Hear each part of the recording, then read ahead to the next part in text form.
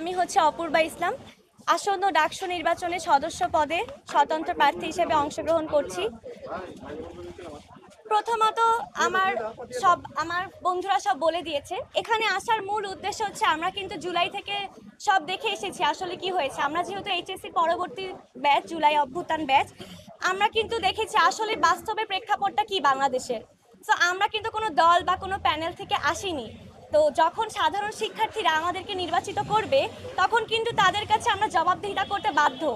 তারা কিন্তু, আমি যদি বলি যে আমারই একজন ব্যাচমেট যদি আমাকে নির্বাচিত করে, আমি কিন্তু তার সাথে ক্লাস করছি, তার সাথে আড্ডা দিব বিশ্ববিদ্যালয় জীবনে, তার সাথে বাকি 4টা বছর আমাকে থাকতে হবে। তো তার সাথে আমার গল্পে কোনোভাবেই কিন্তু জবাবদিহিতা করতে হবে যে আসলে আমি কেন দাঁড়িয়েছি, কেন আমি কাজ করছি। এবার আসে আমার কথায়, এখানে আমরা মূলত কোনো রাজনীতি করতে আসিনি, আমরা সত্যিকার অর্থে শিক্ষার্থীদের হয়ে কথা বলতে এসেছি। আমি মনে প্রাণে বিশ্বাস করি যে একজন শিক্ষার্থী হিসেবে আমার জুনিয়র ব্যাচ যারা আসবে, তারা যেন এত সুন্দর পরিবেশ চায়। আমরা যারা দল বা কোনো প্যানেলকে নির্বাচিত করছি, সেই ক্ষেত্রে কিন্তু একটু দ্বিধাদ্বন্দ্বিতায় ভুগতে হবে যে আসলে তারা কি করছে, কারণ বিগত বছরগুলোতে আমরা দেখেছি যে কি করা হয়েছে আমাদের সাথে।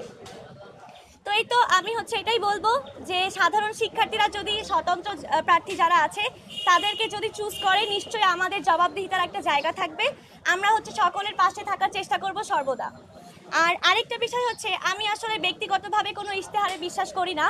এমন বড় বড় কোনো কথা বলবো না যাতে পরবর্তীতে আমরা সেই অনুযায়ী কাজ করতে না পারি। আমাদের মূল লক্ষ্য শিক্ষার্থীদের কথা শোনা, সেই অনুযায়ী তাদের সমস্যাগুলোকে সমাধান করা। ধন্যবাদ।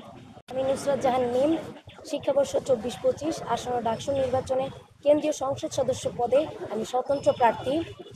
আমি একটা কথাই বলবো, অ্যাকশন স্পিক্স লাউডার দেন ওয়ার্ডস। তো আমি কোনো প্রতিশ্রুতি, ইশতেহার বা অঙ্গীকার দিয়ে কিছুই করব না।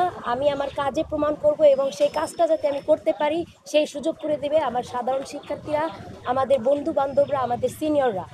আমি ভোটারদের উদ্দেশ্যে একটা কথা বলতে চাই, যারা রাজনৈতিক প্যানেলে আছে তাদের কিন্তু তাদের সংগঠনের একজন মূল ব্যক্তি আছে, তাদের সংগঠক আছে।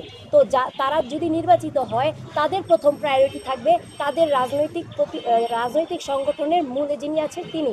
আমরা শিক্ষার্থীরা না।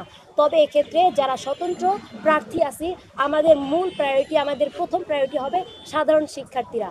এটাই বলবো, আপনারা নিজেরা বিবেচনা করে, আপনারা জ্যেষ্ঠতার ভিত্তিতে নয় বা রাজনৈতিক প্যানেল দেখে নয়, যোগ্যতার ভিত্তিতে ভোট দিবেন। ধন্যবাদ।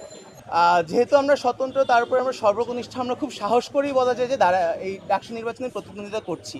কারণ সাধারণত সচরাচর এই জিনিসটা হয়তো দেখা যায় না, কিন্তু এবছর আমাদের 24-25 সেশন থেকে, অর্থাৎ প্রথম বর্ষ থেকে বেশ অনেকজন প্রার্থী আসলে আছে, যেটা আসলে বলতে পারেন উৎসাহ থেকেও আছে, আবার সাহসের একটা ব্যাপারও এখানে আছে। তো আমরা অবশ্যই কর্তৃপক্ষের কাছে আমাদের জন্য একটা লেভেল প্লেইং ফিল্ড অবশ্যই চাবো, এবং আমাদের বিশ্ববিদ্যালয়ের পরিবেশ যাতে এই নির্বাচনের আগে এবং নির্বাচনের সময় এবং নির্বাচন পরবর্তী সময়েও যেন আমরা যে নিরাপদ পরিবেশটা পাচ্ছি, এই পরিবেশটা যেন তার পরেও বজায় থাকে, এটা থাকবে আমাদের সবচেয়ে বড় দাবি। 25 সেশনের একজন শিক্ষার্থী। তো আমি সেন্ট্রাল কেন্দ্রীয় পর্যায়ে সদস্য পদে নির্বাচন করতেছি। তো আমরা একটা মেসেজ দিতে চাই আপনাদের মাধ্যমে, এই সাংবাদিক ভাইদের মাধ্যমে একটা মেসেজ দেব যে যাহারা এই ডাকসু নির্বাচনকে ব্যাহত করার চেষ্টা করবেন, আমরা সাধারণ শিক্ষার্থী, আমাদের বন্ধু বান্ধব, আমাদের বড় ভাই মিলে আমরা এটা রুখে দেব ইনশাআল্লাহ। আর আমাদের এই ডাকসু পরিস্থিতি যে সুন্দরভাবে এগোচ্ছে, এইভাবে এগোবে। যারা কোনো রাজনৈতিক দল হতে পারে, কোনো ব্যক্তি হতে পারে, যারাই এটা প্রতিহত করবে, আমরা তাদেরকে মুক্ত হাতে কঠোরভাবে তাদেরকে আমরা প্রতিহত করবো ইনশাআল্লাহ। ঢাকা বিশ্ববিদ্যালয় একটা ভ্রাতৃত্বের বন্ধনে বাঁধা, আমরা সবাই এখানে ভাই ভাই, কোনো বিভেদ নাই। সেইখানে যারা বিভেদ সৃষ্টি করবে, ডাকসু নিয়ে খেলা খেলতে চাইবে, রাজনৈতিক মতাদর্শ এখানে প্রয়োগ করতে চাইবে, তাদের বিরুদ্ধে আমরা সবসময় সোচ্চার হব, তাদের বিরুদ্ধে সবসময় আমরা কথা বলবো।